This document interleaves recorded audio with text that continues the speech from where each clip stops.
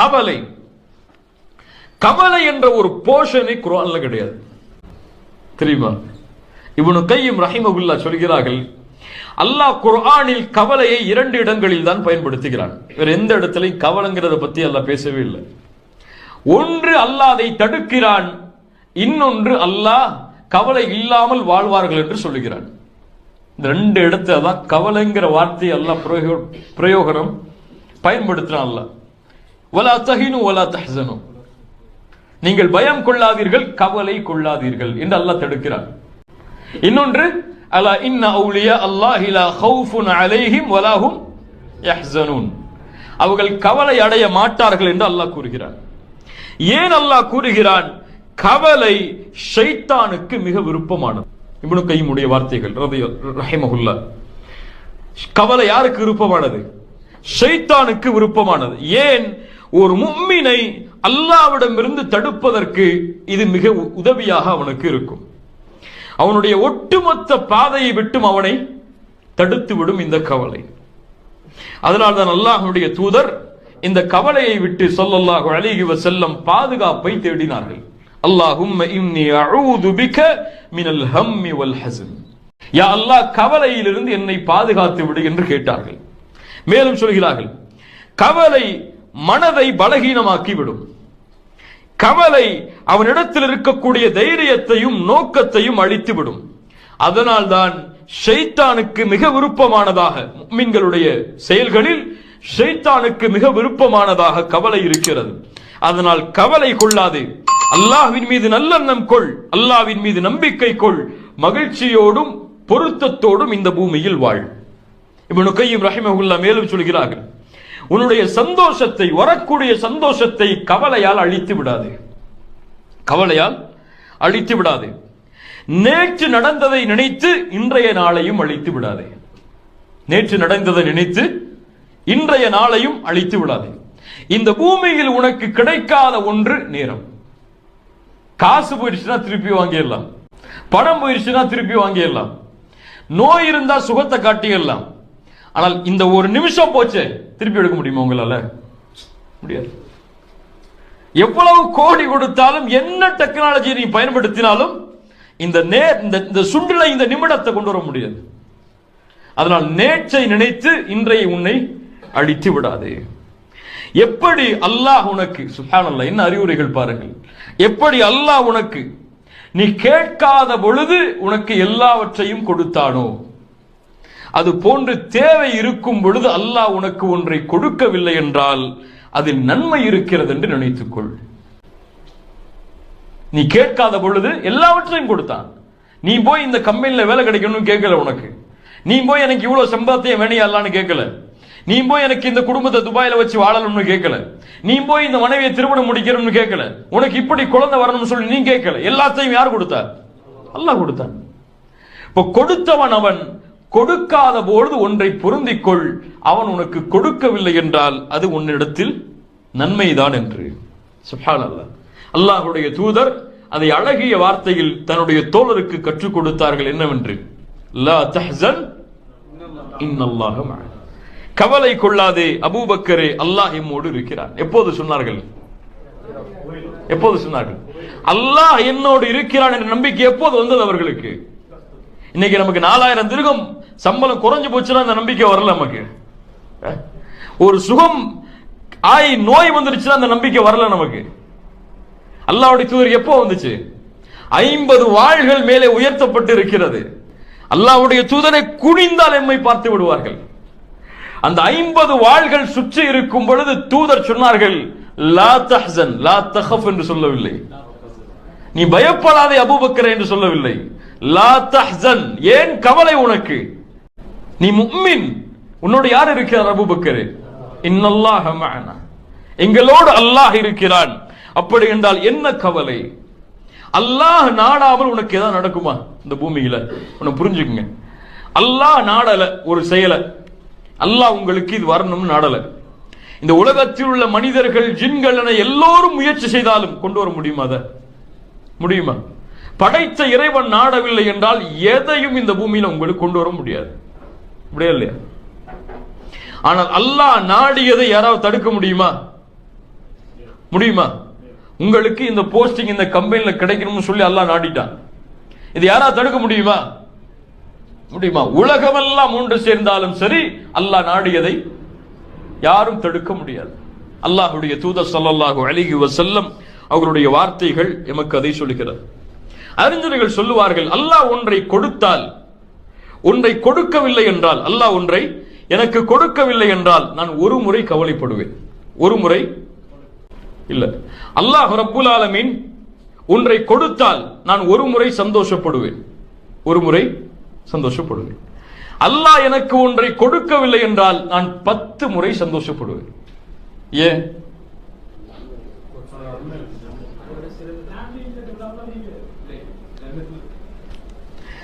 நடக்க வேண்டும் என்று நினைத்தது யார்? நான். இது என்னுடைய தேர்ந்தெடுப்பு, நான் செலக்ட் பண்ணது. அதை நடக்க கூடாது என்று தேர்ந்தெடுத்தவன் யார்? அல்லாஹ். அது யாருடைய தேர்ந்தெடுப்பு? இப்ப என்னுடைய தேர்ந்தெடுப்பு உயர்ந்ததா, அல்லாஹ்வுடைய தேர்ந்தெடுப்பு உயர்ந்ததா? இப்ப அல்லாஹ்வுடைய தேர்ந்தெடுப்பு உயர்ந்தது என்று நினைத்தால் ஏன் கவலைப்படுற? இப்ப உனக்கு அல்லாஹ்வுடைய தேர்ந்தெடுப்பு சரி இல்லைன்னு நினைச்சா கவலைப்படு, கவலைப்படு. அல்லாஹ்வுடைய கதர்ல நம்பிக்கை இல்லாம கவலைப்படு. ஆனால் அல்லாஹ் உனக்கு தேர்ந்தெடுத்தது மகிழ்ச்சி தான், அல்லாஹ் எனக்கு தேர்ந்தெடுத்தது சரிதான், அல்லாஹ் எனக்கு எதையும் தவறாக தேர்ந்தெடுக்க மாட்டான், படைத்த இறைவன் ஒருபோதும் என்னை கைவிட மாட்டான் என்று நினைத்தால் கவலைப்படக்கூடாது, கவலைப்படக்கூடாது. உனக்கு கிடைக்கலையா, இது அல்லாஹ் தேர்ந்தெடுத்திருக்கான், கிடைக்க கூடாதுன்னு அவ்வளவுதான். துன்யால கிடைக்காது, முடிஞ்சு போச்சு. கிடைச்சிட்டா அல்ஹம்துலில்லாஹ், அல்லாஹ் எனக்கு இதையும் தேர்ந்தெடுத்திருக்கிறான், இதை நான் பொருந்திக் கொள்கிறேன். கவலைகளை விட்டு அல்லாஹ்விடத்திலே உங்களை சமர்ப்பித்து விடுங்க. எல்லாம் கைர் தான் இந்த பூமியில், எல்லாம் கைர் தான், எல்லாம் நன்மைதான். ஒரு சகோதரனுக்கு ஒரு ஷேக் பேசின ஒரு கிளிப்பை காமிச்சார், அல்லாஹ் அவருக்கு பரக்கத் செய்யட்டும். அந்த ஷேக் ஒரு அழகிய ஒரு சம்பவத்தை சொல்றார், இந்த இடத்துல சொன்னா உங்களுக்கு உதவியா இருக்கும். கேட்டிருப்பீங்க நீங்க பல பேர். ஒரு அரசர் ஒரு மந்திரி வாழ்றார் ஒரு நாட்டில், ஒரு கிங் ஒரு மினிஸ்டர். இந்த இருவரும் சேர்ந்து அடிக்கடி காட்டுக்கு போயிட்டு வருவாங்க. இருவரும் சேர்ந்து அடிக்கடி காட்டுக்கு வேட்டைக்காக போயிட்டு வருவாங்க. ஒரு நாள் அந்த அரசர் அரண்மனையிலே உட்கார்ந்து கத்தியை வச்சு ஏதோ ஒரு பொருளை வெட்டிட்டு இருக்கும் போது என்ன ஆயிருது, கையை வெட்டிடுறாரு, கையை வெட்டிடுறாரு, கை கீழே விழுந்துருது. அந்த மந்திரி அல்லாஹ் மேல ரொம்ப நம்பிக்கையுடையவர், கதர் மேல அல்லாஹ் அதை அதிகமான நம்பிக்கையுடைய அந்த மந்திரி சொல்றாரு, கைர் அல்ஹம்துலில்லாஹ், நன்மைதான், அல்லாஹ்வுக்கே எல்லா புகழும். அரசன் கேட்கிறாரு, என் மந்திரி கை வெட்டுப்பட்டு போச்சு, நீ என்ன சொல்ற? நன்மைதான், அல்லாஹ்வை புகழ்கிறாய், தூக்கி ஜெயில போடுங்கன்றார். எனக்கு கை வெட்டு போட்டு போனது நன்மையா? தூக்கி ஜெயில போடுங்கன்றார். சரி, காட்டுக்கு போகணுமே, மந்திரி கூட இல்லை, அதனால தனியா தன்னுடைய வாகனத்தை எடுத்துட்டு காட்டுக்கு போறாரு அந்த அரசர். போகும்போது அந்த காட்டுவாசிகள் எல்லாம் அவரை சிறை பிடிச்சிடறாங்க, தனியா வந்திருக்காருன்னு சொல்லி. சிறை பிடிச்சு நம்முடைய சிலைகளுக்கு இவர் அறுத்து பழியிட்டோம்னு சொல்லி முடிவு பண்றாங்க, சிலைகளுக்கு அறுத்து பழியிடுவோம் சொல்லி முடிவு பண்றாங்க. பொதுவாகவே கடவுளுக்கு அறுத்து பழியிட வேண்டும் என்று விரும்புவர்கள் எந்த மதத்தில் வேணாலும் இருக்கலாம், என்ன செய்வாங்க, குறைபாடு இருக்கான்னு பார்ப்பாங்க. இவருக்கு பார்க்கறாங்க, என்ன இல்லை, கை வெட்டப்பட்டிருக்கு. குறைபாடு உடையவர் இவரை இவர் வந்து சிலைக்கு கூட பலியிட முடியாதுன்னு சொல்லி திருப்பி அனுப்பிடுறாங்க, போயிட்டு வந்துறாங்க. அவருக்கு அப்பதான் புரியுது, எது மந்திரி சொன்னது கைர் அல்ஹம்துலில்லாஹ் என்ன. உடனே அந்த மந்திரியை கூப்பிடுறாரு, சிறை தண்டனையில இருந்து வெளியே வாங்கன்னு சொல்லிடுறாரு, என்ன பாதுகாத்துட்ட நீ, அல்ஹம்துலில்லாஹ். சரி, எனக்கு கைர் அல்ஹம்துலில்லாஹ்னு சொன்ன, ஜெயில போடும்போது கைர் அல்ஹம்துலில்லாஹ்னு உனக்கு ஏன் சொன்ன? என்ன சொன்ன அரசர்? நான் உங்களோட வேட்டைக்கு வந்திருந்தா என்ன செஞ்சிருப்பாங்க, அவங்க குறை இல்லாத என்ன பிடிச்சு போட்டிருப்பாங்க. அந்த சந்தர்ப்பத்தை பயன்படுத்தி அல்லாஹ் என்ன எங்க அனுப்பிட்டான்? அல்ஹம்துலில்லாஹ், அல்லாஹ் நாடியது உங்களுக்கு கை வெட்டப்பட்டது, அல்லாஹ் நாடியது. ஒரு நிகழ்வை உணர்த்துவதற்காக வரக்கூடிய சம்பவம். ஆனால் இதுதான் அல்லாஹ்வுடைய தீனில். வஅஸா அன் தக்ரஹு ஷைஅன் வஹுவ கைருல் லக்கும், ஒன்றை வெறுப்பீர்கள், அதுதான் நன்மையாக இருக்கும். ஒன்றை விரும்புவீர்கள், அதுதான் உங்களுக்கு தீமையாக இருக்கும். ஏன்? வல்லாஹு யஅலம் வ அன்தும் லா தஅலமுன். அவ்வளவுதான், முடிச்சறான் அல்லாஹ். இத மனசுல பதிய வச்சுக்க. வல்லாஹு யஅலம் வ அன்தும் லா தஅலமுன். அல்லாஹ்வுக்கு தான் தெரியும், உனக்கு தெரியாது. உனக்கு எது வேணும் வேணாம், உனக்கு எது கொடுத்தா நல்லது எது கொடுத்தா நல்லது இல்லை அப்படின்னு அல்லாஹ்வுக்கு தெரியும். 3000 திர்ஹம் தான் சம்பளம் கொடுத்தாதான் நீ வாழ முடியும் அப்படின்னு அல்லாஹ் முடிவு பண்ணிட்டான்னா அது உனக்கு ஹைர். அதிகமா கொடுத்தா அல்லாஹ் மறந்துட்டு போயிடும்னு அர்த்தம். அல்லாஹ் எனக்கு இதை கொடுத்து ஈமானோட வாழ வச்சிருக்கான், அல்ஹம்துலில்லாஹ், அது போதும். அதிகம் அல்லாஹ் கொடுத்தானா சோதிக்கிறான், அல்லாஹ்வுடைய பாதையில கொடுக்கிறானா இல்லையான்னு சொல்லி. அல்ஹம்துலில்லாஹ், அதையும் நான் செய்கிறேன். ஒரு முஃமின் எதை பற்றியும் கவலைப்பட வேண்டிய அவசியமே கிடையாது. ஆனா இன்னைக்கு எல்லாத்துக்கும் கவலைப்படுறோம், எல்லாத்துக்கும் கவலைப்படுறோம். தொட்டதுக்கெல்லாம் கவலைப்படுறோம். மேனேஜர் திட்டா கவலைப்படுறோம், மனைவி கோவிச்சுட்டா கவலைப்படுறோம், அல்லது கணவன்மார்கள் திட்டா கோவிச்சுட்டா மனைவிமார்கள் கவலைப்பட்டு உட்கார்ந்துருக்காங்க. பிள்ளைங்க வாப்பா திட்டா வாப்பா ஏசிட்டா கவலைப்படுறாங்க, அல்லது தந்தை இழந்துட்டா கணவன் இழந்துட்டா, அல்லது தன்னுடைய வாழ்க்கையில் ஏதாவது நோய் நொடிகள் வந்து விட்டால் ஒரு முஃமின் கவலைப்படுறான்.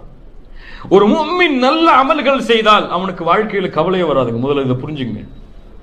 ஒரு மனிதன் நிம்மதியோடு வாழ்கிறான் என்றால் இவனுக்கு இவன் நல்ல அமல்களை செஞ்சதுக்குரிய காரணம் இவன் நிம்மதியோடு வாழ்றான்.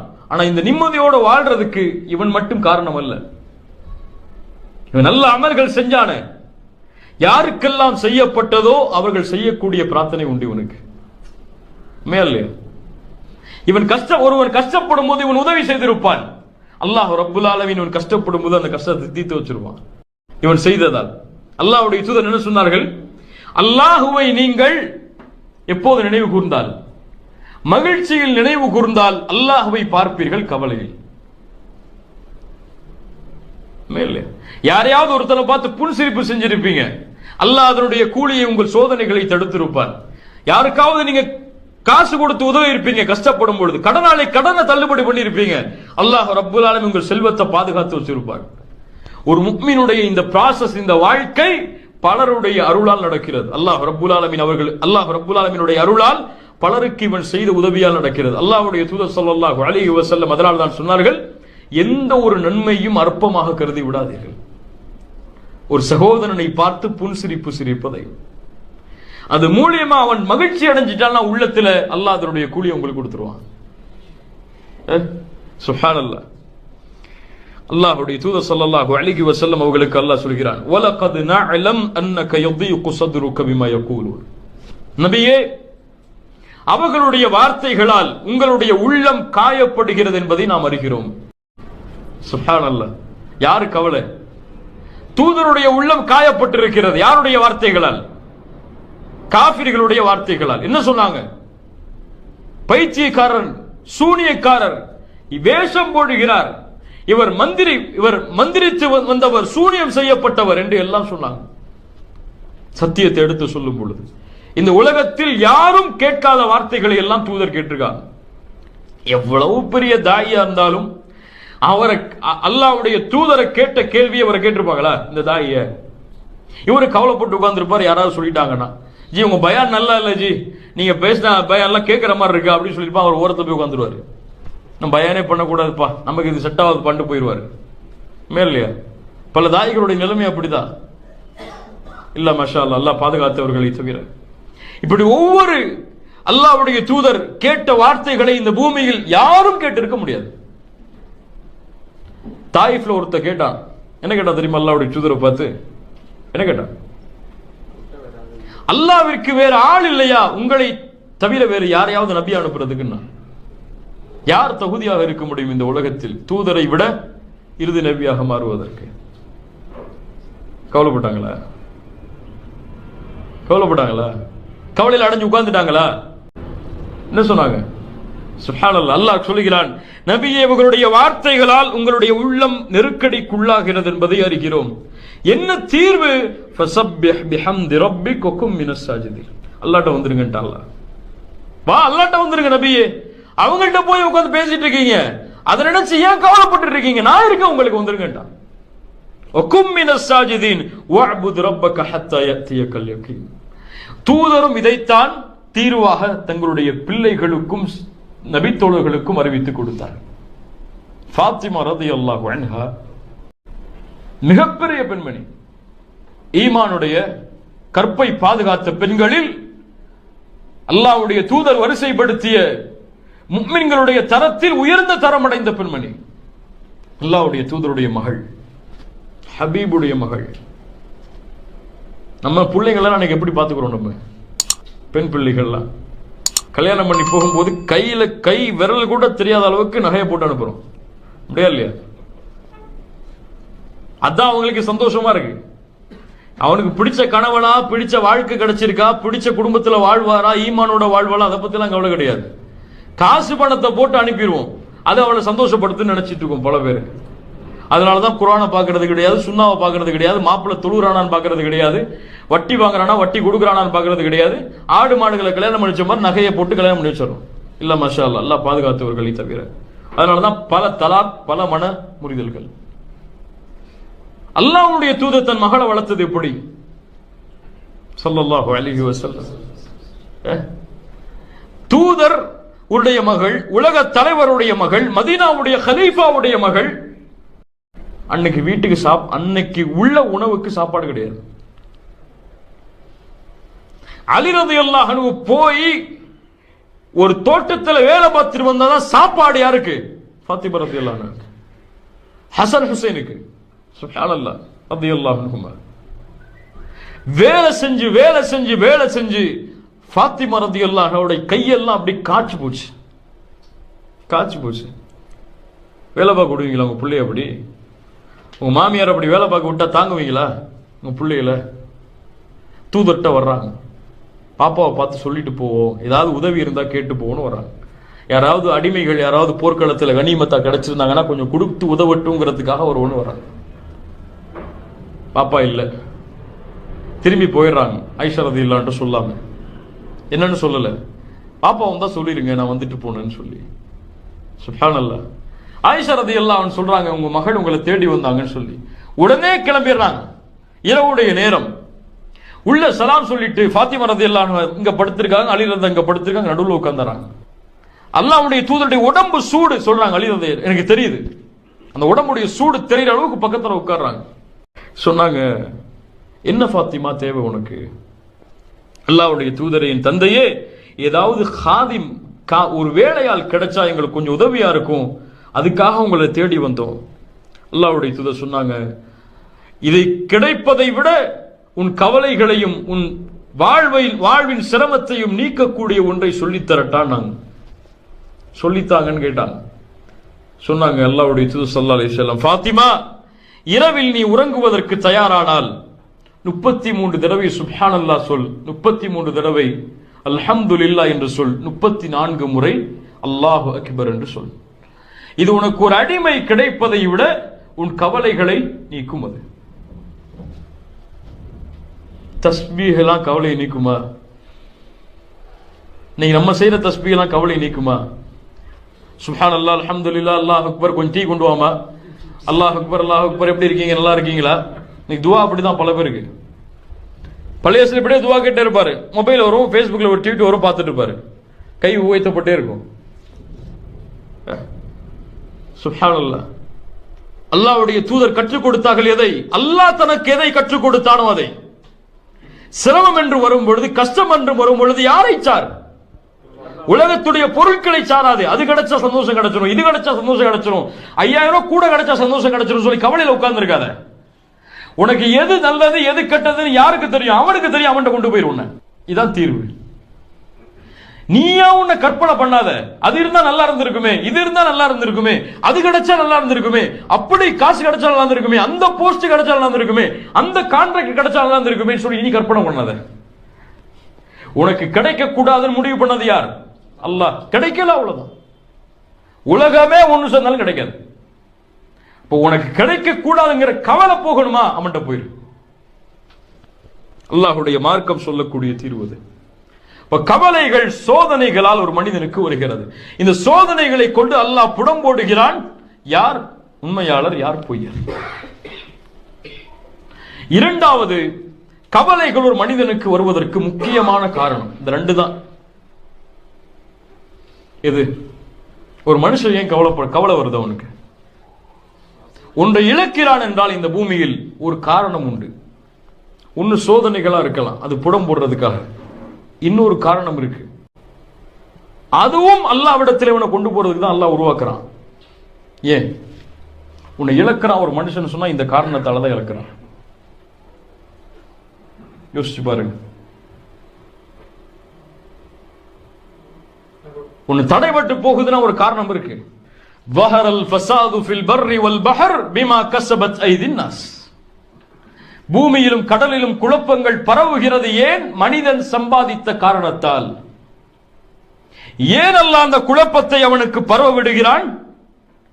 அவன் சம்பாதித்ததை அவனுக்கு சுவைக்க கொடுத்து, வேதனையாக சோதனையாக அவனுக்கு கொடுத்து, அதை தடுத்து, எதுக்காக?